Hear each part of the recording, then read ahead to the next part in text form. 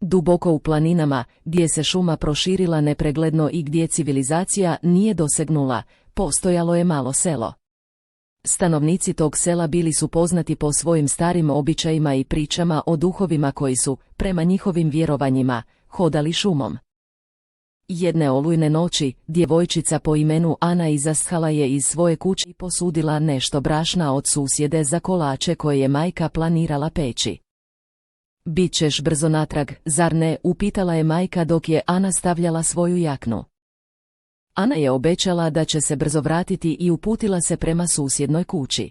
Olujno nevrijeme je sve jače udaralo, a vjetar je zavijao kroz grane drveća. Ana je curila kroz gustu kišu, pokušavajući održati korak. Kada je stigla do susjedne kuće, pozvonila je na vrata. Ali nitko nije odgovorio.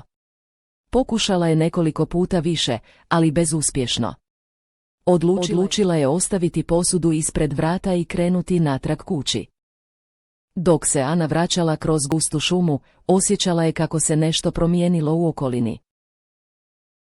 Tada je začula tihi glas iza sebe. Ana.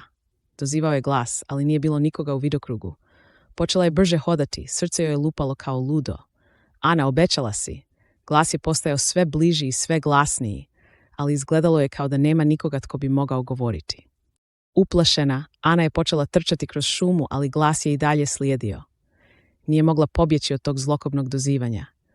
Kada je konačno došla do svog doma, zadihana i uplakana, vidjela je svoju majku kako sjedi na pragu i gleda je s tugom u očima. Ana, obećala si da ćeš se vratiti, tiho je rekla majka. Ana se osvrnula oko sebe, ali više nije bilo nikoga drugog osim nje i majke. Shvatila je da je obećanje koje je dala majci prije odlaska nestalo iz njezinog sjećanja, ali majčin duh nije zaboravio. Od tog dana pa nadalje, Ana je uvijek pazeći čuvala svoje obećanja, jer nikada nije znala tko bi mogao doći da ih naplati.